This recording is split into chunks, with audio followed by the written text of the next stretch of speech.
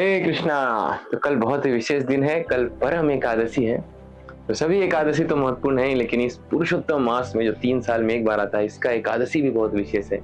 तो मैं ऑलरेडी पुरुषोत्तम मास की महिमा के बारे में बताया हूँ, आप इस लिंक डिस्क्रिप्शन में देख सकते हैं उसको। तो एकादशी भला शुरू कैसे हुआ?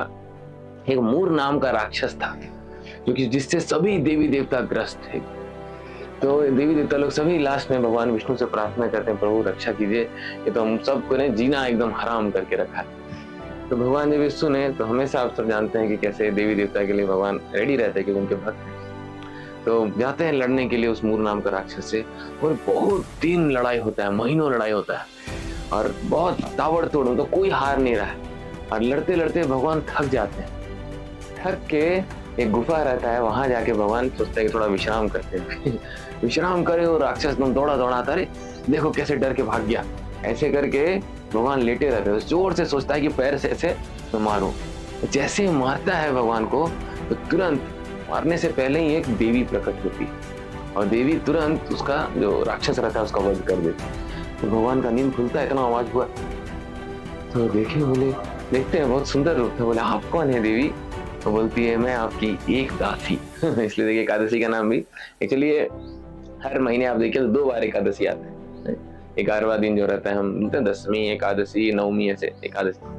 तो जब ऐसे बोले कि मैं आपकी एक दासी हूँ, तो बोले अरे जो मैं नहीं कर पाया आप कर दिए। ये भगवान लीला ही कर रहे हैं, ऐसा नहीं भगवान नहीं मार पाएंगे, ऐसा नहीं, या फिर थक जाएंगे। तो लीला चल रहा है, भगवान कुछ प्रकट करना चाह रहे थे ऐसे। तो बोली ऐसा कैसे नहीं होगा, क्यों? क्योंकि मैं आपका करुणा का अवतार है ना। तो ये जो एकादशी है, सभी दिन भगवान तो उपस्थित है ही, पर इस दिन विशेष उनका कृपा रहता है एकादशी के दिन। तो एक स्टोरी ये आता है। दूसरा कथा आता है कि भगवान जब एक बार पाप पुरुष का निर्माण किए, नहीं कि कुछ लोग व्यक्ति जो पापी रहेंगे उनको कुछ सजा भी तो मिलना चाहिए, सबको एक जैसा तो फल नहीं मिलेगा, जो अच्छा भी कर रहा है जो पाप भी कर रहा है। इसके लिए पाप पुरुष का निर्माण किए। जैसे गवर्नमेंट में देखिए जेल बनाते हैं, जो लोग गवर्नमेंट का बात नहीं मारेंगे, क्रिमिनल है, उनको जेल में रखा जाता है। ऐसे पाप पुरुष का निर्माण हुआ। अरे बोलते हैं भगवान के पीछे के भाग से आया है ये पाप पुरुष। तो ये जब जाके, तो पापी लोग ही ज्यादा सबको ग्रस्त करने लगा, एकदम मारने पीटने लगा। तो भगवान एक दिन ऐसे ही गए थे थोड़ा यमराज से मिलने। नहीं, सब कुछ मैनेजमेंट करना पड़ता है ना, सब कुछ ठीक से चल रहा है कि नहीं, देखने गए। तो जब देखे तो यमराज से बातचीत कर रहे हैं, तो एकदम कराने का जोर जोर से आवाज आ रहा है। भगवान किधर से कौन क्या आवाज आ रही है, यमराज से पूछे। वो बोले यमराज अरे आप देखिए पाप पुरुष को बनाया, अभी सबको परेशान कर रहा है सभी पापी लोग को। भगवान बोले नहीं इतना कष्ट नहीं होना चाहिए। देखिए हम भी होता है कभी, अपने जो बच्चे लोग रहते हैं, माता पिता जो उनको अनुभव होगा कि बच्चा लोग के लिए कुछ कठोर नियम बनाएंगे, नहीं पढ़ना, इतना देर तो बैठना ही है। फिर देखेंगे बच्चा जब परेशान होता है तो उनका हृदय करुणा आता है, नहीं ठीक है थोड़ा खेल लो जाके ऐसा। तो वैसे भगवान कुछ स्ट्रिक्ट नियम बना देते हैं ऐसे व्यक्ति लोग को, लेकिन फिर देखते हैं जीव लोग को ज्यादा कष्ट हो रहा है तो करुणा आने लगता है। तो बोले नहीं कुछ करना चाहिए। यमराज बोले मैं क्या, आप त्रिलोकीनाथ हैं, आप कुछ कीजिए। तो भगवान ऐसा सोच रहे थे, बस उनके हृदय से एक देवी निकलती, और देवी जाके तुरंत जो पाप पुरुष है उसको भगा के नर्क से निकालती। वो पाप पुरुष दौड़ा दौड़ा भगवान के पास आता है, प्रभु अरे देखिए आप, मेरा सृष्टि भी आप किया, मुझे भी कुछ कार्य करना है। एकादशी देवी आए, मुझे सबको मुक्त कर दिए, मुझे एकदम बाहर निकाल रही। तो भगवान बोले ना वो एकादशी देवी का कार्य मैं ऐसा सोचा था, ऐसा हो गया।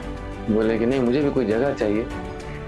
तो भगवान बोलते कि ठीक है तुम कहाँ जाना, तुम अन्न में चला जाना। इसीलिए जो भी एकादशी के दिन अन्न रोटी सब खाते हैं तो पाप ही खा रहे। तो तुकाराम महाराज ने, महाराष्ट्र के बहुत प्रसिद्ध संत है, आप सभी जान रहे होंगे, सहदेव भगवत धाम गए। ज्यादातर संत लोग महात्मा देखिए जो रहते हैं समाधि लेते हैं, शरीर छोड़ के जाते हैं, लेकिन वो सहदेव इसी तरह भगवत धाम गए। वो तुकाराम महाराज कहते हैं कि एकादशी के दिन जो भी अन्न खा रहा है, चावल नहीं तो विष्टा खाने के समान। इसे बिल्कुल नहीं खाना चाहिए। और खासकर इस पुरुषोत्तम मास का एकादशी है, तो सबसे बढ़िया है कि आप लोग एकादशी व्रत निर्जल करने का प्रयास कीजिए, क्योंकि आजकल देखिए कुछ भी खाइए तो सब चीज में क्या मिला हुआ हमको पता नहीं। प्लास्टिक तो हर जगह, छोटा पार्ट में है, पानी पी रहे तो जा रहा है। तो निर्जल नहीं हो पा रहा है अगर, कोई बात नहीं, तो सजल कीजिए, एटलीस्ट जल में एकादशी कीजिए। वो भी नहीं हो पा रहा है तो फल वगैरह ले सकते हैं, जूस ले सकते हैं। वो भी नहीं हो पा रहा है तो देखिए साबूदाना रहता है, आलू का सब्जी, सब रिकमेंडेड है, ये ले सकते हैं। वो भी नहीं हो पा रहा है तो फिर नर्क जाने के लिए तैयार। तो ऐसा नहीं करना है। एकादशी एटलीस्ट हमको जरूर जितना हमसे हो सके पालन करना चाहिए, विशेषकर इस पुरुषोत्तम मास एकादशी। परम एकादशी महामहोत्सव की जय।